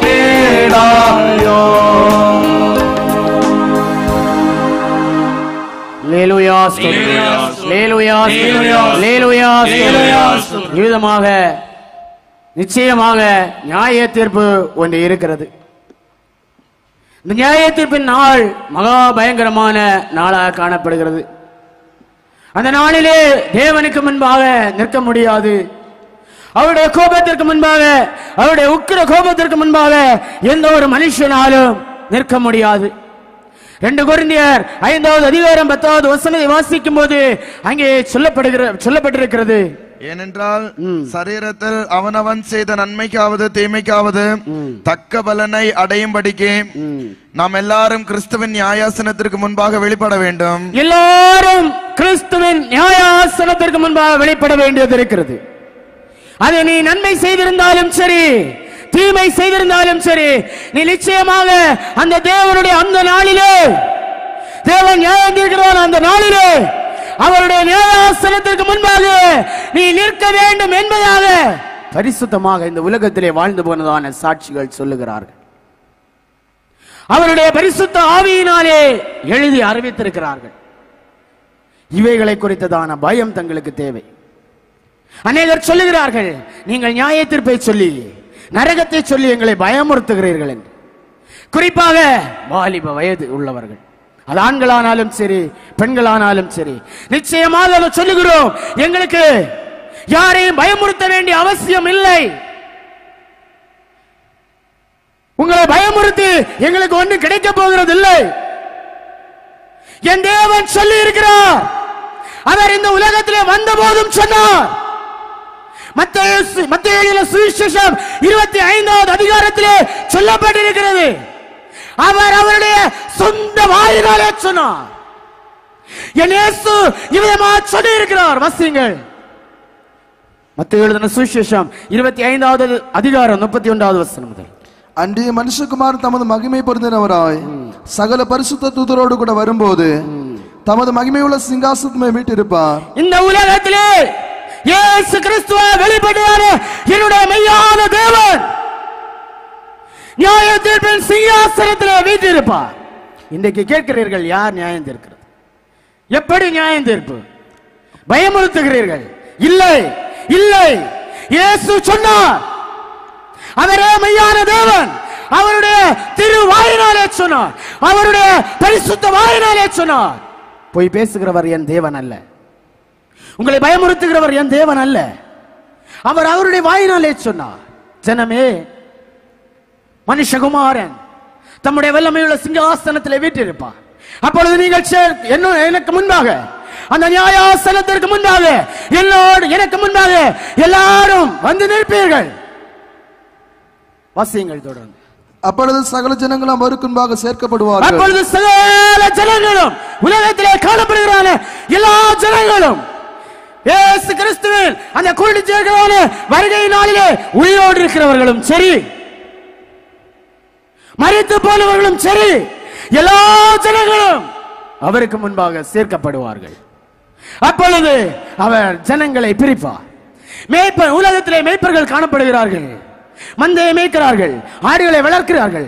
எப்படி செம்மறி ஆடுகளையும் வெள்ள ஆடுகளையும் தனித்தனியாக பிரித்து வளர்க்கிறார்களோ அதே பிரகாரமாக என் தேவன் அந்த சிங்காசனத்தில் வீற்றிருந்து உங்களை பிரிப்பார். ஒரு புறமா ஒரு ஜனங்களை, ஒரு கூட்டமான ஜனங்களை தன்னுடைய இடது புறத்திலே நிறுத்துவார். ஒரு கூட்டமான ஜனங்களை தன்னுடைய வலது புறத்திலே நிறுத்துவார். யார் இந்த இடது புறத்திலே நிற்பது? இடது புறத்திலே நிற்கப்படுகிறவர்கள் யார்? இங்கே சொல்லப்படும் போது வெள்ளாடுகள் என்பதாக இங்கே இயேசு ஓமையா சொல்லுகிறார். வெள்ளாடுகள் மேய்ப்பனுடைய சத்தத்திற்கு செவி கொடுக்காதவைகள். அவைகளை மேய்ப்பன் மந்தையை மேய்த்து கொண்டு போகும்போது மேய்ப்பன் காட்டுகிறதான பாதையிலே போகாதவைகள். அவைகள் என்ன செய்யுமா? தனக்கு தோன்றினான வழியிலே போகும். அங்கே எதிலையாவது வலையிலே அகப்படும், எதிலையாவது மாட்டிக்கொள்ளும். ஆனால் இந்த செம்மறி ஆடுகளோ அப்படி அல்ல. மேய்ப்பனுடைய சத்தத்திற்கு செவி கொடுப்பவைகள், மேய்ப்பன் வழி ஆட்டுகிற பிரகாரமாக நடந்து போகிறவைகள். இப்படி இதே பிரகாரமாக இந்த வெள்ளாடுகள் என்று குறிப்பிட்டுள்ளதான ஜனங்கள் பாவத்தோடு, பாவ அசுத்தத்தோடு வாழ்கிறவர்கள், தேவ சுவிசேஷத்திற்கு கீழ்ப்படியாதவர்கள், இவர்கள் இடதுபுறத்திலே சேர்த்துக் கொள்ளப்படுவார்கள். அந்த நாளிலே, நியாய விசாரிக்கிறான நாளிலே, நீ என் தேவனுடைய இடதுபுறத்திலே நிற்பாய். உனக்கு அழுகை, பயங்கரம், தத்தளிப்பு உண்டாகும். வெளிப்படுத்தல் 20வது அதிகாரம் 11வது வசனம் முதல் வாசிக்கும் போது, மரித்தோராகிய சிறியோரையும் பெரியோரையும் தேவனுக்கு முன்பாக நிற்க கண்டேன். நீ கேட்கிறாய் அல்லவா, யார் பார்த்தது என்பதாக? கண்ட சாட்சிகள் எழுதி வைத்திருக்கிறார்கள், கண்டேன் என்பதாக. அறிந்து கொள், வாசித்து அறிந்து கொள். வாசியுங்கள். பின்பு நான் பெரிய வெள்ளை சிங்காசனத்தையும் அதன் மேல் வீற்றிருக்கிறவரையும் கண்டேன். அவருடைய சமூகத்திலிருந்து பூமியும் வானமும் அகன்று போயின, அவைகளுக்கு இடம் காணப்படவில்லை. மரித்தோராகிய சிறியோரையும் பெரியோரையும் தேவனுக்கு முன்பாக நிற்க மரித்தோராகிய சிறியோரானாலும் பெரியோரானாலும் இன்றைக்கு சொல்லுகிறார்கள் குழந்தைகள் தானே, ஒன்றுமில்லை என்று. இல்லை, அது குழந்தைகளை நீங்கள் பாருங்கள், அது சிறு வயதிலிருந்து தெளிவாக பொய் சொல்ல ஆரம்பிக்கிறது. அது தெரியாமலா பொய் சொல்லுகிறது? பாவம் தானே. பெரியோராகிய மரித்தோராகிய பெரியோரையும் சிறியோரையும் அவருக்கு முன்பாக பட்சபாதம் இல்லை, பெரியோரையும் சிறியோரையும் நிற்க கண்டேன். அப்பொழுது புஸ்தகங்கள் அப்பொழுது திறக்கப்பட்டன. புஸ்தகங்கள் திறக்கப்பட்டன. ஜீவ புஸ்தகம் என்னும் வேறொரு புஸ்தகமும் திறக்கப்பட்டது. ஜீவ புஸ்தகம் என்னும் வேறொரு புஸ்தகமும் திறக்கப்பட்டது. அப்பொழுது அந்த புஸ்தகங்களில் எழுதப்பட்டவைகளின்படியே அப்பொழுது அந்த புஸ்தகங்களில் எழுதப்பட்டவைகளின்படியே தங்கள் தங்கள் கிரியைகளுக்கு தங்கள் கிரியைகளுக்கு தக்கதாக நியாய தீர்ப்பு அடைகிறார்கள். போதும். தாங்கள் செய்தான கிரியைகளுக்கு தக்கதாக எல்லா ஜனங்களும் தேவனுக்கு முன்பாக கொடி சேர்க்கப்படுகிறார்கள். அவருடைய நியாயாசனத்திற்கு முன்பாக கொடி சேர்க்கப்படுகிறார்கள். பிரசங்கியின் புஸ்தகம் 3வது அதிகாரம் 17வது வசனம் இவ்விதமாக சொல்லுகிறது, உன்னுடைய எண்ணங்கள் சிந்தனைகளை குறித்து அந்த நாளிலே தேவன் நியாயம் தீர்ப்பார். சகல எண்ணங்களையும் சகல செய்கைகளையும் நியாயம் தீர்க்கும் காலம் இனி இருக்கிறபடியால் சகல எண்ணங்களையும் சகல சிந்தனைகளையும் அவர் சகல செய்கைகளையும் அவர் நியாயம் தீர்க்க போகிறார். சன்மார்க்கன் என்று இல்லை, துன்மார்க்கன் என்று இல்லை. நீ பாவியா இருந்தால் உன்னுடைய எண்ணங்கள் நிமித்தமாக நீ பாவி. ஒருவேளை 4 பேருக்கு நல்ல பிள்ளையாக இந்த உலகத்திலே ஜீவிக்கலாம். மற்ற ஜனங்களுடைய பார்வையிலே வேஷத்தில் ஆனாலும் சரி, மற்ற கிரியைகளில் ஆனாலும் சரி, நீ சன்மார்க்கனாக எதுவும் அறியாத மனுஷனாக ஜீவிக்கலாம். ஆனால் உன்னுடைய உள்ளத்திலே எவ்விதமான எண்ணங்கள் கொண்டிருக்கிறது, அதை குறித்து தேவனாகிய கர்த்தர் நியாயம் தீர்ப்பார். எசேக்கியேல் தீர்க்கதரிசியின் புஸ்தகம் 18வது அதிகாரம் 30வது வசனத்தின் முதல் பாகம் சொல்கிறது, அவர் உன்னுடைய வழிகளுக்கு தக்கதாக உன்னை நியாயம் தீர்க்க போகிறார். ஆகையால் இஸ்ரவேல் வம்சத்தாரே, ஆகையால் இதோ சுவிசேஷத்தை கேட்கிற ஜனமே, நான் உங்களில் அவர்களுடைய வழிகளுக்கு தக்கதாக நியாயம் தீர்ப்பேன் என்பதாக தேவன் சொல்லுகிறார். அவர் ஒரு வழியை காண்பித்திருக்கிறார். இந்த உலகத்திலே வந்து அவர் மனுஷனுக்கு ஒரு முன்மாதிரியான ஒரு வழியை காண்பித்திருக்கிறார். அந்த வழியிலே நடப்பதற்காக கட்டளை கொடுத்திருக்கிறார். இன்றைக்கு கிறிஸ்தவர்கள் என்று நாம் எல்லாரும் காணப்படுகிறோம். கிறிஸ்தவர்கள் என்றான ஒரு போர்வை மட்டுமே நம்மிடத்தில் இருக்கிறது. ஆனால் அவர் காண்பித்ததான மாதிரி எங்கே? அவர் காண்பித்து போனால அவருடைய அடிச்சுவோடு எங்கே? அவருடைய வழி யாரிடத்தில் இருக்கிறது? அவருடைய வழியை பின்பற்றுகிறவர்கள் யார்? கேட்டால் சொல்லிக் கொள்கிறோம், கிறிஸ்தவர்கள் கிறிஸ்தவர்கள் கிறிஸ்தவர்கள். அந்த போர்வை மட்டும்தான் நம்மிடத்தில் இருக்கிறது. அறிந்து கொள்ளுங்கள், உன்னுடைய வழிகளுக்கு தக்கதாக உன்னை நியாயம் தீர்ப்பதற்கு என் தேவன் உங்கள் ஒவ்வொருடைய வழிகளையும் நோக்கி பார்த்து கொண்டே இருக்கிறார் என்பதாக எரேமியா தீர்க்கதரிசியின் புஸ்தகம் 32வது அதிகாரம் 19வது வசனத்திலே சொல்லுகிறது. இதற்காக நீ நடக்கிறதான வழியை, நீ போகிறதான வழியை தேவன் நோக்கி கொண்டிருக்கிறார். அந்த வழிகளின்படியே உன்னை நியாயம் தீர்ப்பதற்காக அவருடைய கண்களை மறைத்து ஒன்றும் செய்ய முடியாது. பிரசங்கி 12வது அதிகாரம் 14வது வசனம் சொல்லுகிறது, எல்லா அந்தரங்கங்களையும் குறித்து நியாயம் தீர்ப்பார். இந்த நாளிலே அந்தரங்கமான காரியங்கள், அந்தரங்கமான பாவங்கள், அந்தரங்கமான துரோகங்கள், குடும்பத்திற்கு அந்தரங்கமாக துரோகம் பண்ணுகிறார்கள். தன்னை நம்பி இருக்கிறவர்களுக்கு அந்தரங்கமாக துரோகம் பண்ணுகிறார்கள். யாருக்கும் தெரியாமல் பாவம் செய்கிறார்கள். உன்னை தேவன் நியாயத்திலே கொண்டு நிறுத்தும் போது உன்னுடைய அந்தரங்கம் வெளிப்படும். அவமானப்படுவாய், துக்கப்படுவாய், முகத்தை தலைகுனிவாய். பிரயோஜனம் உண்டா? இன்னைக்கு தன்னுடைய வழியை அறிந்து கொள்ள விருப்பமில்லை, தன்னுடைய குடும்பத்தை பார்க்க விருப்பமில்லை. அந்தரங்கங்கள், அந்தரங்க பாவங்கள், உன்னுடைய அந்தரங்கத்தை குறித்து தேவன் நியாயத்தீர்ப்பு நாளிலே வெளிப்படுத்தும் போது உனக்கு தெரியும். பிரசங்கியின் புஸ்தகம் 11வது அதிகாரம் 9வது வசனத்திலே சொல்லப்பட்டிருக்கிறது, உன்னை நியாயம் தீர்ப்பார். உன்னை நியாயம் தீர்க்க நாளிலே அவர் உன்னுடைய எல்லா கிரியைகளையும் உனக்கு முன்பாக கொண்டு நிறுத்துவார் என்பதாக வாலிபனே என்பதாக கூப்பிட்டு சொல்லப்பட்டிருக்கிறது. வசியுங்கள். வாலிபனே, உன்னுடைய இளமையிலே சந்தோஷப்படு. வாலிபனே, நீ இப்பொழுது என்ன வாலிப ரத்தம் எதையும் அறியாது. அந்த ரத்தம் கொஞ்சம் கொதிப்பாதான் இருக்கும், கொஞ்சம் ஸ்பீடா தான் இருக்கு. என்ன வந்தாலும் பார்த்துக்கலாம், என்ன வந்தாலும் செய்துக்கலாம், என்ன வந்தாலும் நமக்கு தானே வரும் பார்த்துக்கலாம். அப்படி என்றதான ஒரு எண்ணம், அப்படி என்றதான ஒரு ரத்த கொதிப்பு இருக்கு நிச்சயமாக. ஆனால் என் தேவன் சொல்லுகிறார், என் தேவனுடைய வார்த்தை சொல்லுகிறது, நீ இப்படி இருந்து கொண்டு உன்னுடைய பாவத்திலே சந்தோஷப்படு. உன் வாலிப நாட்களிலே உன் இருதயம் உன்னை பூரிப்பாக்கட்டும். உன்னுடைய பாவத்தின் நிமித்தம் உன்னுடைய வாலிப நாட்களை நீ பூரிப்பாக்கு. உன் நெஞ்சின் வழிகளிலும் உன்னுடைய நெஞ்சின் வழிகளிலும் உன் கண்ணின் காட்சிகளிலும் உன் கண்ணின் காட்சிகளிலும் நட. ஆனாலும் இவள் எல்லாவற்றின் நிமித்தம் உன்னுடைய நெஞ்சுக்கு தோன்றினபடி, உன்னுடைய மனதிற்கு தோன்றினபடி ஒரு ஒரு ஒரு வார்த்தையும் இப்போ யார்கிட்டையும் சொல்ல முடியாது. தலையை பார்த்தா ஒரு விதத்தில் இருக்கும், முகத்தை பார்த்தா ஒரு விதத்தில் இருக்கும், இங்க தாடி மீச ஒரு விதத்தில் இருக்கும். இப்ப சன்னியாசிக்கும் வித்தியாசம் தெரியாது, குடும்பமா இருக்கிறவங்களுக்கு வித்தியாசம் தெரியாது. நமக்கு தெரிஞ்சதெல்லாம் சன்னியாசிகள் தான் தாடி வளர்ப்பாங்க. இப்போ யாரு யார் தாடி வளர்க்கிற, யார் சன்னியாசியானு தெரியாது, யாருன்னு தெரியாது. வளர்க்கிறார்கள். தலையை பார்த்தா ஒரு சைடா இருக்கிறது, அதுல கல்லர். இனி ஒரு ஒரு கூட்டம் என்ன செய்கிறார்கள், தலைமுடி கருத்துடக்கூடாது, வெள்ளை அடிக்கணும். வெள்ளை அடிச்சா அது அது என்ன, வெள்ளை ஆச்சுன்னு சொன்னா அது கருப்பு அடிச்சிடணும். என் தேவனுடைய நியாயத்திற்கு நீ எங்க நிப்ப? இன்றைக்கு உலக பிரகாரமாக ஆடம்பரமாக இந்த பிரபஞ்சத்துக்குரிய வேஷத்தை தரித்துக் கொண்டிருக்கிறார்களே. கேட்டா கருப்பா இருந்தாதான் 4 பேர் மதிப்பாகலாம். யாரு சொல்லி கொடுத்த ஞானம்னு தெரியல. கருப்பா இருந்தாதான், தலைமுடி கருப்பா இருந்தாதான் மதிப்பினுமா? நீ நீதியா நேர்மையா நடந்தா மதிக்க போறாங்க. தலைமுடி கருப்பா இருந்தாதான் மதிப்பு வருமா? வாசிங்க. ஆனாலும் இவைகள் எல்லாவற்றின் நிமித்தமும் தேவன் உன்னை நியாயத்திலே கொண்டு வந்து ஆனாலும் நீ செய்கிறான ஒவ்வொரு கிரியைகளின் நிமித்தமும் உன்னை என் தேவன் நியாயத்திலே கொண்டு நிறுத்துவார். அறி, உணர்ந்து கொள், சிந்தித்துக்கொள், மனம் திரும்பு. 2 பேதுரு 2வது அதிகாரம் 9வது வசனம் சொல்லுகிறது, அக்கிரமக்காரரை தேவன் நியாயம் தீர்க்கிறார் என்பதாக. 2 தெசலோனிக்கேயர் 1வது அதிகாரம் 7வது வசனம் சொல்லுகிறது, தேவனை அறியாதவர்கள், சுவிசேஷத்திற்கு கீழ்ப்படியாதவர்களை தேவன் நியாயம் தீர்க்க போகிறார். வாசிங்கள். தேவனை அறியாதவர்களுக்கு, யார் தேவனை அறியவில்லை? இந்த நாளிலே உன்னாலுமே தேவன் என்று யாருக்கு அறிய முடியவில்லை? ஏதாவது ஒரு விதத்திலே எல்லாருக்கும் அறியலாம்.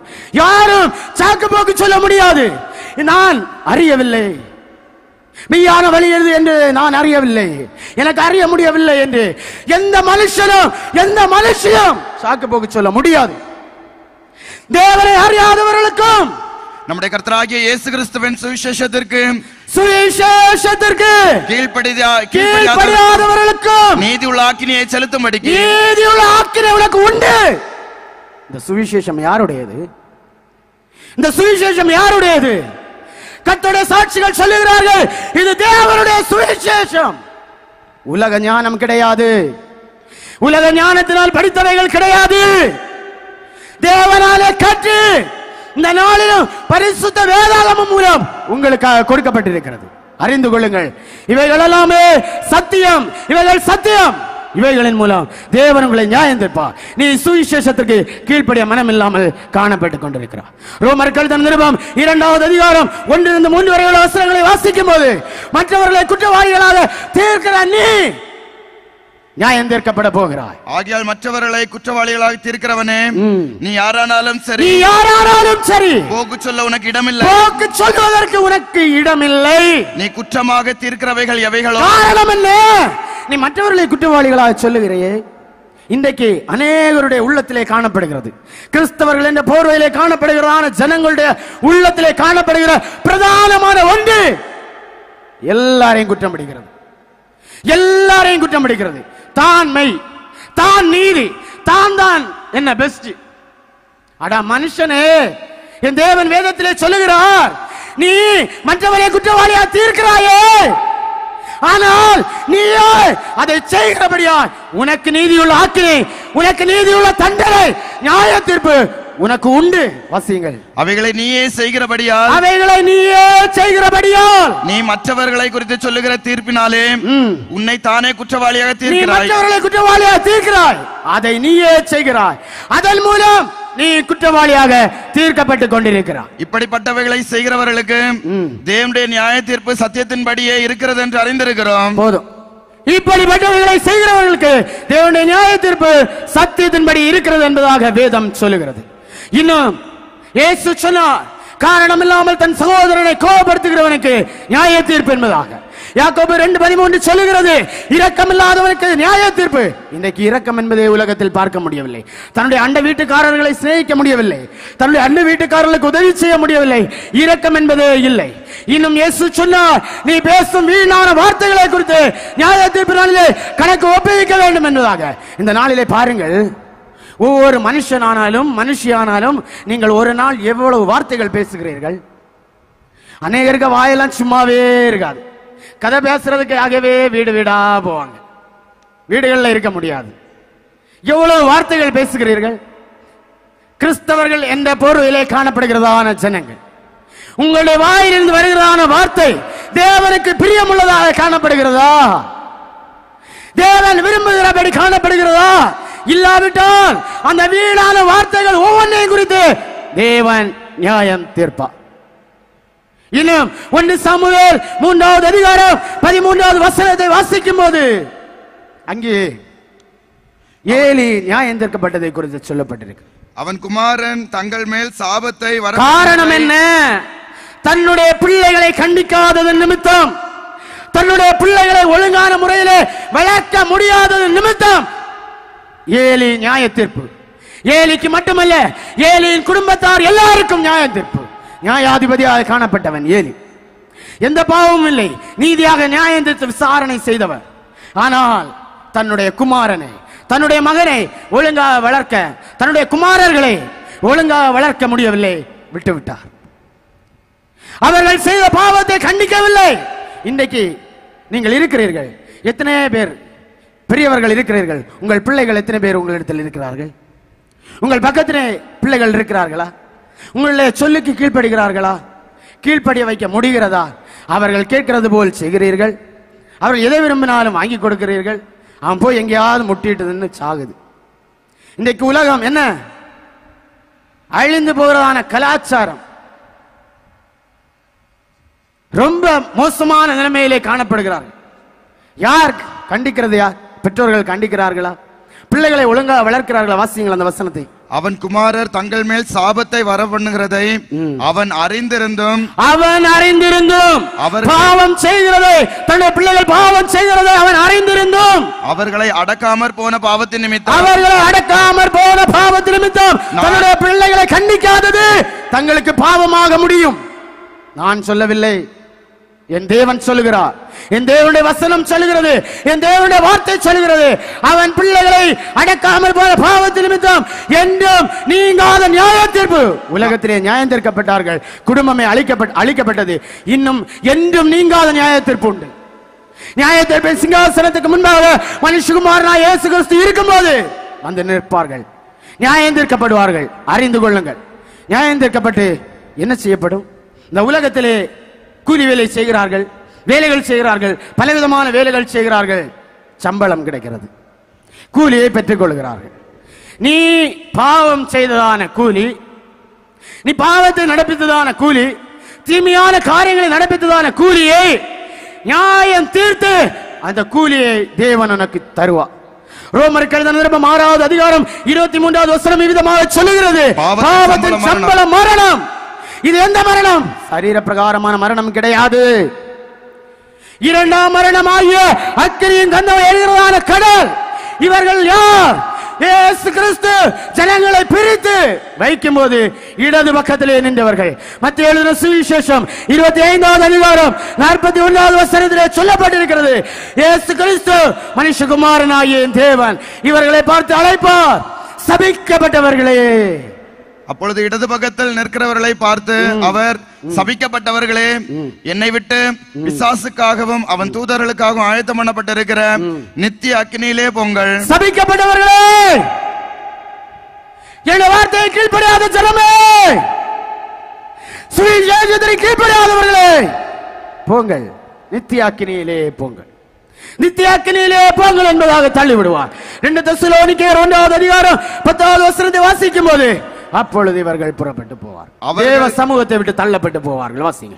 அவர்கள் கர்த்தருடைய சன்னிதானத்திலிருந்தும் அவருடைய வல்லமை பொருந்தின மகிமையிலிருந்தும் நீங்களாகி நித்திய அழிவாகிய தண்டனையை அடைவார்கள். நித்திய அழிவாகிய தண்டனையை அடைவார்கள்.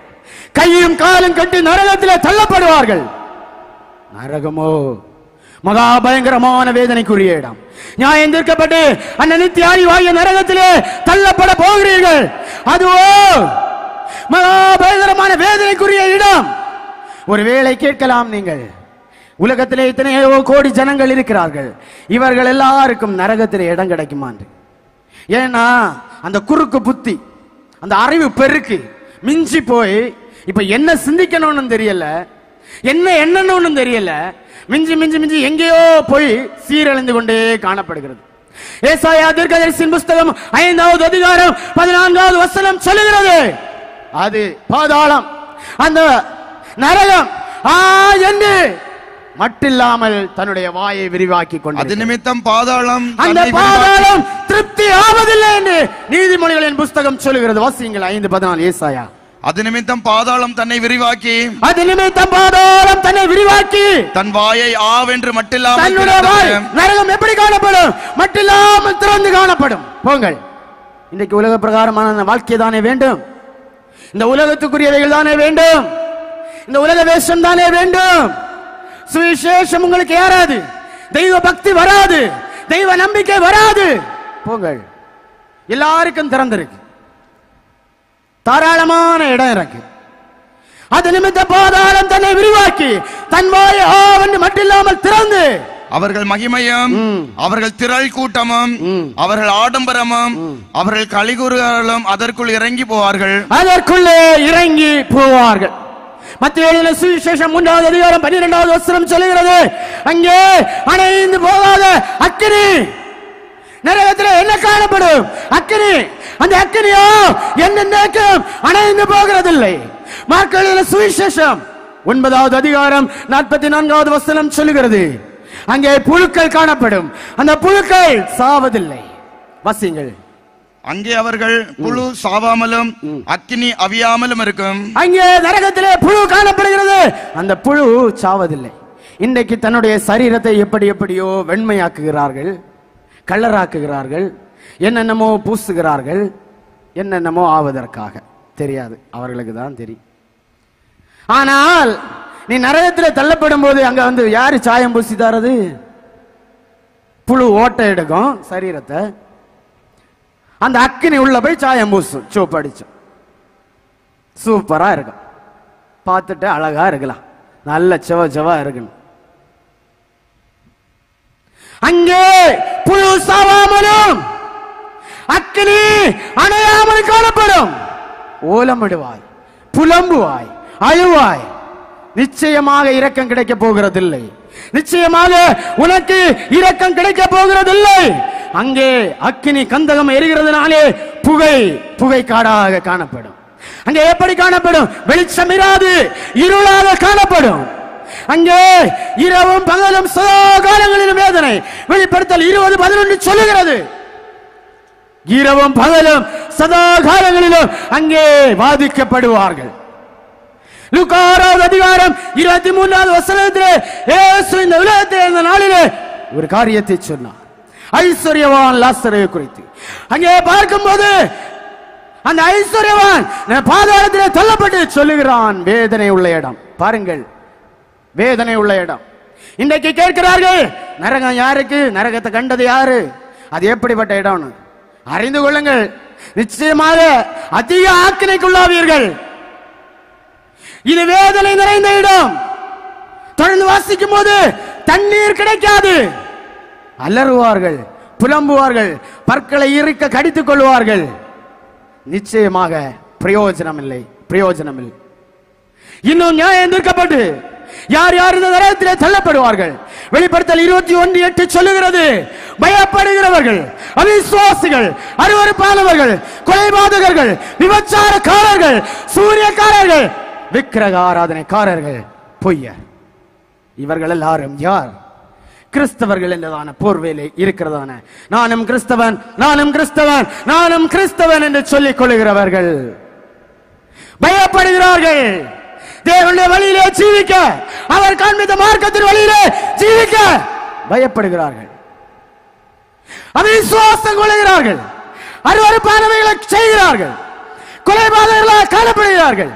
என் தேவன் சொல்லுகிறார், உன் சகோதரனை காரணம் இல்லாமல் பகைத்தால் அதுவே நீ கொலை செய்யறதுக்கு ஏற்றது. வெட்டி கொலை செய்ய வேண்டாம். உன்னுடைய உள்ளத்திலே நீ சிந்தித்தால் கொலை செய்கிறதற்கு ஏற்ற சமமான பாவம். வாசியுங்கள் அந்த வசனத்தை. பயப்படுகிறவர்களும் அவிசுவாசிகளும் அருவருப்பானவர்களும் கொலைபாதகரும் விபச்சாரக்காரரும் இதெல்லாம் ஒரு தொழில் செய்யறாங்க. அறிவில்லாதவர்கள். தேவன் நியாயம் தீர்த்து உன்னை நரகத்திலே தள்ளும் போது அங்கே வேதனைப்படுவாய். பணத்திற்காக தன்னுடைய சரீரத்தை விற்கிறார்கள். அறிவு கட்ட சந்ததியா. நீ நியாயம் தீர்க்கப்பட்டு நரகத்திலே தள்ளப்படும் போது அறிவாய், வேதனைப்படுவாய். இன்றைக்கு இன்பமாக இருக்கலாம், சந்தோஷமாக இருக்கலாம், சுகிக்கலாம், தெரியாமல் போகலாம், வீட்டிற்கு துரோகம் செய்துவிட்டு போகலாம்.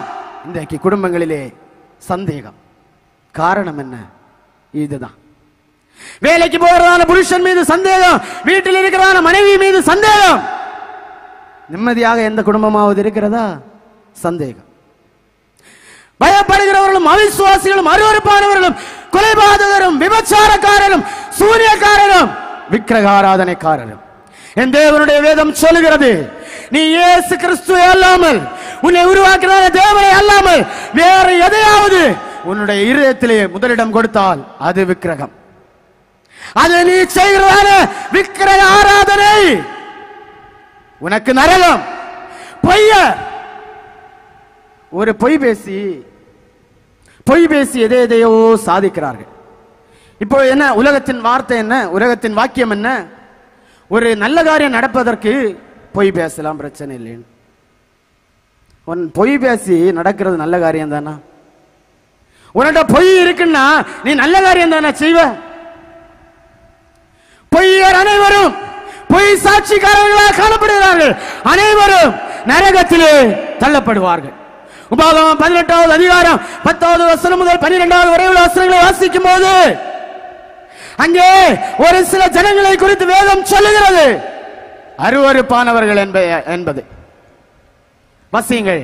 தன் மகனையாவது தன் மகளையாவது தீக்கடக்க பண்ணுகிறவனும், தன் மகனையாவது தன் மகளையாவது தீக்கடக்க பண்ணுகிறவனும், குறி சொல்லுகிறவனும், நாள் பார்க்கிறவனும், அஞ்சனம் பார்க்கிறவனும். இதெல்லாம் யார் பார்க்கிறது? இப்போ மற்ற ஜனங்களை விடுவோம். கிறிஸ்தவர்கள் என்ற போர்வையிலே காணப்படுகிறதான ஜனங்கள் நாள் பார்க்கிறார்கள், நல்ல நேரம் பார்க்கிறார்கள், குறி கேட்க போகிறார்கள், மந்திரவாதம் செய்ய போகிறார்கள், பில்லி சூனியத்திற்கு போகிறார்கள், ஏவல் பண்ணி வரைக்கும் விடுகிறார்கள். கிறிஸ்தவர்கள் இவர்கள் எல்லாம் கிறிஸ்தவர்கள்.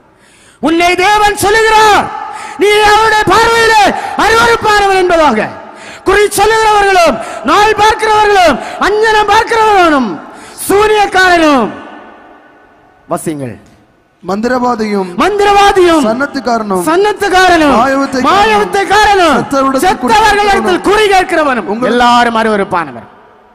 இவர்கள் எல்லாரும் அருவருப்பானவர்கள். இவர்களுக்கு நித்திய அழிவாகிய நரக தண்டனை கொடுக்கப்பட போகிறது. மத்தேயு 3:10 சொல்லுகிறது, கிறிஸ்தவர்களாகிய உங்களிடத்திலே தேவன் கனி எதிர்பார்க்கிறார்.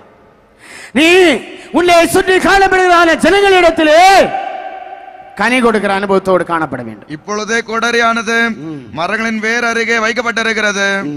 ஆகையால் நல்ல கனி கொடாத மரம் எல்லாம் வெட்டுண்டு அக்கினியிலே போடப்படுவார்கள்.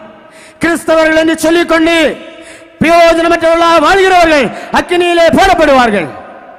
மத்தேயு 25வது அதிகாரம் 30வது வசனம் சொல்லுகிறது, ஒவ்வொரு மனுஷனுக்கும் தேவன் ஒரு தாளந்தை தந்திருக்கிறார். அந்த தாளந்தை பிரயோஜனப்படுத்தாதவர்கள் ஆக்கினைக்கு உள்ளாக தீர்க்கப்படுவார்கள். இன்றைக்கு தேவ சுத்தம் செய்ய மனமற்றவர்களாக, தேவனுக்கு என்று ஊழியம் செய்ய மனமற்றவர்களாக காணப்பட்டுக் கொண்டிருக்கிறார்கள் அநேக ஜனங்கள். பிரயோஜனமற்ற வேதம் சொல்லுகிறது, அவருடைய சித்தத்தை அறிந்தும் அந்த சித்தத்தின்படி நீ செய்யாவிட்டால் உனக்கு நரக தண்டனை. நீ என்னதான் மனங்கசந்து ரட்சிக்கப்பட்டேன் என்று சொல்லிக் கொண்டு காணப்பட்டாலும் மோட்சம் போகிறது என்பது, பரலோகம் போகிறது என்பது முடியாத முடியாத முடியாத காரியம். தேவனுடைய வார்த்தை, அவருடைய வசனம் ஒருபோதும் பொய்யாக போகிறதில்லை. வாசிங்க. பிரயோஜனமற்ற ஊழியக்காரனாகிய இவனை புறம்பான இருளிலே தள்ளி போடுங்கள், அங்கே அழுகையும் பற்கடிப்பும் உண்டாயிருக்கும் என்றான். அழுகையும் பற்கடிப்பும் உள்ள இடத்திலே போய் சேருவார்கள்.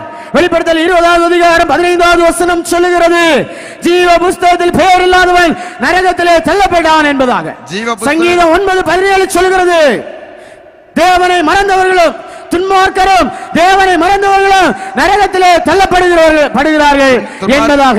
துன்மார்க்கரும் தேவனை மறக்கிற எல்லா ஜாதிகளும் நரகத்திலே தள்ளப்படுவார்கள். மார்க் எழுதின சுவிசேஷம் 3வது அதிகாரம் 29வது வசனம் சொல்லுகிறது, பரிசுத்த ஆவிக்கு விரோதமாக பேசுகிறவன் அதிக ஆக்கினைக்குள்ளாவான். வாசிங்க. ஒருவன் பரிசுத்த ஆவிக்கு விரோதமாக ஒருவன் பரிசுத்த ஆவிக்கு விரோதமாக தூஷணம் சொல்வானாக அவன் என்றென்றைக்கு மன்னிக்கப்படாமல் அவன் என்னென்னைக்கு மன்னிக்கப்பட போகிறதில்லை, நித்திய ஆக்கினைக்குள்ளானாக நித்திய இருப்பான். ஆக்கினைக்கு உள்ளாக இருப்பான். இன்றைக்கு பரிசுத்த ஆவியின் அடையாளமாகிய அந்நிய பாஷையை தேவனிடத்திலிருந்து பெற்று அதை பேசும்போது ஏளனம் பண்ணுகிறார்கள், சிரிக்கிறார்கள், விரோதமாக பேசுகிறார்கள். நீ நரகத்திலே போவாய், நீ நரக தண்டனை அனுபவிப்பாய். ஆகையால் இந்த நாளிலே இந்த தேவ வசனத்தை கேட்கிறான, இந்த இடத்திலே கூடியிருக்கிறான நீங்கள் இன்னும் அவருடைய ரட்சிப்பை அசட்டை பண்ணினான். எபிரேயர் 2வது அதிகாரம் 4வது வசனம் சொல்லுகிறது, இன்னும் அவருடைய மகிமையான ரட்சிப்பை அசட்டை பண்ணி காணப்பட்டால் வரப்போற தண்டனையை நீ எப்படி சகித்துக் கொள்வாய்? சகிக்க போக முடியாது, சகித்துக் கொள்ள முடியாது. இந்த உலகம் ஒன்றுமில்லை. பிரசங்கியின் புஸ்தகம் 2வது அதிகாரம் 3-10 வசனங்களை வாசிக்கும் போது சாலமோன் இந்த உலகத்திலே ராஜாவாக காணப்பட்டான். இந்த உலகத்திலே காணப்பட்டதான மனுஷர்களிலே அதிகமாக இந்த உலகத்தை அனுபவித்தது அவன் தான், சாலமோன் ராஜா. கடைசியாக சொல்லுகிறான், மாயை மாயை மாயை. அவன் இருதயத்தை மதுவினால் நிரப்பி அதனாலே சந்தோஷப்படுத்தினேன் என்பதாக சொல்லுகிறான். அது மாயை. என் கண் இச்சித்தவைகளை நான் எதையும் விட்டு வைக்கவில்லை என்பதாக சொல்லுகிறார்கள், என்பதாக சொல்லுகிறான். கடைசியிலே சொல்லுகிறான், இது எல்லாமே மாயை மாயை. இன்னைக்கு அப்படித்தானே நாமும் காணப்படுகிறோம். இன்னைக்கு அப்படித்தானே எல்லாரும் காணப்படுகிறீர்கள். கண்கள் இச்சித்தவைகளில் நடக்கிறார்கள், கண்கள் இச்சித்தவைகளை செய்கிறார்கள், மதுவினாலே தங்களை இன்பம் என்று எண்ணிக்கொள்கிறார்கள், குடிக்கிறார்கள், வெறுக்கிறார்கள். கேட்டால் ஃபீலிங்ஸ், ஃபீலிங்ஸ் யாருக்கு இல்லாத ஃபீலிங்ஸ் இவர்களுக்கு தான் அதிகமா வந்துச்சு. உனக்கு ஃபீலிங்ஸ் சாராய கடையில போய் நின்று குடிக்கிறார்கள் வாங்கி வைத்து. ஃபீலிங்ஸ் மாறுமா? குடித்துட்டு முகம் குப்பற அங்கேயே விழுந்து சாக்கடையானும் தெரியாது, ஒண்ணும் தெரியாது, விழுந்து விடுகிறார். ஃபீலிங்ஸ் மாறுச்சா? மது குடிச்சு நீ தேவனுடைய நியாயத்தீர்ப்பை அறிவாய். நரக தண்டனையிலே நரகத்திலே தள்ளப்பட்டு குடிப்பதற்கு ஒரு துளி தண்ணீர் கிடைக்காமல் வேதனைப்படும் போது அறிந்து கொள்ளலாம் ஃபீலிங்ஸ் எப்படி. இவைகளெல்லாம் கேள்விப்பட்டும் இன்னும் இவைகளெல்லாம் அறிந்தும் இன்னும் திரும்பாமல் போனால், நீதிமொழிகள் 5வது அதிகாரம் 11 முதல் 14 வரை உள்ள அவசரங்களை வாசிக்கும் போது ஆத்தும முறையிடுதலை குறித்து அங்கே சொல்லப்பட்டிருக்கிறது. நரகத்திலே தள்ளப்பட்டு நித்திய தண்டனை அடையும் போது ஒன்றும் செய்ய முடியாது, இரக்கம் கிடைக்க போகிறதில்லை. வாசிங்கள். முடிவிலே உன் மாம்சமும் உன் சரீரமும் உருவழியும் போது நீ துக்கித்து ஐயோ போதகத்தை நான் வெறுத்தேனே, என் மனம் அலட்சியமடைந்தது, போதகரின் சொல்லை நான் கேளாமல், போதகரின் சொல்லை நான் கேளாமலும், உபதேசம் பண்ணினவர்களுக்கு எனக்கு உபதேசம் பண்ணினவர்களுக்கு என் செவியை சாயாமல் போனேனே என்று முறையிடுவாய். பிரயோஜனம் உண்டா? பிரயோஜனம் இல்லை. இயேசு சொன்னார், லூக்கா 13வது அதிகாரம் 24 முதல் 28 வரை உள்ள வசனங்களை வாசிக்கும் போது, இடுக்கமான வாசல் வழியாய் உட்பிரவேசியுங்கள். இடுக்கமான வாசல் வழியாய் உட்பிரவேசிக்க அந்த வாசல் திறந்து வைக்கப்பட்டிருக்கிறது. தேவன் காண்பித்ததான மார்க்கம், இயேசு கிறிஸ்து இந்த உலகத்திலே வந்து காண்பித்த மார்க்கம் இடுக்கமான வாசல். நியாய தீர்ப்புக்கு தப்ப, நரகத்துக்கு தப்ப நீங்கள் செல்ல வேண்டிய மார்க்கம் இடுக்கமான வாசல் இப்பொழுது திறக்கப்பட்டிருக்கிறது. வாசிங்கள். இடுக்கமான வாசல் வழியாக பிரவேசிக்க பிரயாசப்படுங்கள். இடுக்கமான வாசல் வழியாக பிரவேசிக்க பிரயாசப்படுங்கள். அநேகர் உட்பிரவேசிக்க வகை தேடினாலும் அவர்களாலே கூடாமற் போகும் என்று கூடாமற் போகிறது உலகத்தை குறித்த எண்ணம். தொடர்ந்து வாசிங்கள். வீட்டு ஜமான் இழந்து கதவை பூட்டின பின்பு அவரோ அந்த இடுக்கமான வாசலின் கதவை பூட்டின பின்பு வெளியே நின்று ஆண்டவரே ஆண்டவரே நீங்கள் வெளியே நின்று ஆண்டவரே ஆண்டவரே எனக்கு திறக்க வேண்டும் என்று சொல்லி கதவை தட்டும் போது எங்களுக்கு திறக்க வேண்டும் என்று சொல்லி நீ அந்த நாளிலே கதவை தட்டும் போது அவர் பிரதியுத்தரமாக அவர் உனக்கு சொல்லுவார், எவ்விடத்தாரோ யாரோ அறியேன் என்று உனக்கு சொல்லுகிறேன். நீ யார்? உன்னை அறியேன், உன்னை எனக்கு தெரியாது. அடுத்த வசனம். அப்பொழுது நீங்கள் சமூகத்தில் போஜனம் பண்ணினோமே, நீங்கள் 28வது வசனத்தை வாசிங்க. நீர் எங்கள் வீதியில் போதகம் பண்ணினீரே என்று சொல்லுவீர்கள். ஆனாலும் அவர், நீங்கள் எவ்விடத்தாரும் உங்களை அறியேன், அக்கிரமக்காரராகிய நீங்கள் எல்லாரும் என்னை விட்டு அகன்று போங்கள் என்று சொல்லுவார் என்று உங்களுக்கு சொல்லுகிறேன். அக்கிரமக்காரராகிய நீங்கள் எல்லாரும் என்னை விட்டு அகன்று போங்கள் என்று உங்களுக்கு சொல்லுகிறேன். நீங்கள் ஆபிரகாமையும் ஈசாக்கையும் யாக்கோபையும் உங்கள் முற்பிதாக்களாகிய ஆபிரகாமையும் சகல தீர்க்கதரிசிகளும் உண்மையான தேவ ஊழியக்காரர்களும் தேவனுடைய ராஜ்யத்தில் இருக்கிறவர்களாகும். உங்களே புறமான இருளிலே நரகத்திலே தள்ளப்பட்டவர்களாகும். காணும் போது அழுகையும் பற்கடிப்பும் உங்களுக்கு உண்டாயிருக்கும், அதனாலே பிரயோஜனம் இல்லை. ஏசாயா 33:14 முதல் 16 வரை உள்ள வசனங்களை வாசிக்கும் போது நீ இந்த பாவத்தை வெறுத்து பாவம் செய்யாதபடிக்கு பாவத்திலிருந்து விடுதலை பெற்று இந்த உலகத்திலே ஜீவித்தால் அவர் உன்னை உயர்ந்த ஸ்தலத்திலே கொண்டு சேர்ப்பார். அதற்காக தான் இயேசு கிறிஸ்து இந்த உலகத்திலே வந்தார். வாசியுங்கள். சீயோனில் உள்ள பாவிகள் திகைக்கிறார்கள், மாயக்காரரை நடுக்கம் பிடிக்கிறது. பட்சிக்கும் அக்கினிக்கு முன்பாக நம்மை தரித்திருப்பவன் யார்? நித்திய ஜுவாலைக்கு முன்பாக நம்மை தரிப்பவன் யார் என்கிறார்கள். நித்திய ஜுவாலைக்கு முன்பாக ஒருவராலும் தரிப்பிக்க முடியாது. நீதியாய் நடந்து செம்மையானவைகளை பேசி இந்த நரகத்துக்கு தப்ப வேண்டும் என்றால், இந்த நியாயத்திற்கு தப்ப வேண்டும் என்றால், தேவனுடைய உயர்ந்த அடைக்கலத்திலே அந்த உயர்ந்த ஸ்தலத்திலே நீ போக வேண்டும் என்றால் நீதியாய் நடந்து செம்மையானவைகளை பேசி இடக்கண் செய்வதால் வரும் ஆதாயத்தை வெறுத்து. இடக்கண் செய்வதால் வரும் ஆதாயம் இப்பொழுது பணம். எதற்கும் பணம். ஒருத்தனை கொல்லதற்கு பணம், அவனை குழியில தள்ளுறதுக்கு பணம், அவனை பொய்யா மாட்டி விடுறதுக்கு பணம், எல்லாத்துக்கும் பணம். அந்த ஆதாயத்தை வெறுத்து பரிதானங்களை வாங்காதபடிக்கு தன் கைகளை உதறி ரத்தம் சிந்துவதற்கான யோசனைகளை கேளாதபடிக்கு தன் செவியை அடைத்து ரத்தம் சிந்துவதற்கான யோசனைகளை கேளாதபடிக்கு தன் செவியை அடைத்து பொல்லாப்பை காணாதபடிக்கு தன் கண்களை மூடுகிறவன் அவனோ. பொல்லாப்பை காணாதபடிக்கு தன் கண்களை மூடுகிறவன் எவனோ அவன் உயர்ந்த இடங்களில் வாசம் பண்ணுவான். அவனோ உயர்ந்த இடங்களில் வாசம் பண்ணுவான். தேவனுடைய பரலோகத்திலே போய் சேருவார். அங்கே அவனுக்கு ஜீவ தண்ணீர் கிடைக்கும். அவனுக்கு கேட்டதான மன்னா கொடுக்கப்படும். ஆகையினாலே இந்த நாளிலும் தேவ வசனத்தை கேட்டதான நீங்கள் சொல்ல முடியாது, சாக்கு போக்கு சொல்ல இனி இடமில்லை. ஆகையினால் இந்த நாளை குறித்து உணர்ந்து கொள்ளுங்கள். இரக்கமா பல தடைகள் மத்தியிலும் தேவன் நம்மை அவருடைய இடத்துல கூட்டி சேர்த்து அவருடைய சுவிசேஷத்தை கேட்க தேவன் கிருபை செய்திருக்கிறார். நியாயத்திற்கு நரகத்துக்கு தப்ப வழியை பார்த்துக் கொள்ளுங்கள். நீதியாய் நடையுங்கள். பாவத்தை வெறுத்து பொல்லாதவைகளை வெறுத்து தேவன் காண்பித்ததான அந்த கிறிஸ்தவ மார்க்கத்திலே நடக்க வழியை பாருங்கள். அப்பொழுது தேவனாலே உயர்ந்த அடைக்கலத்திலே கொண்டு சேர்க்கப்படுவீர்கள். இந்த வார்த்தைகள் மூலமாக தேவன் உங்கள் யாவரையும் அளவில்லாமல் ஆசீர்வதிப்பாராக. ஆமென்.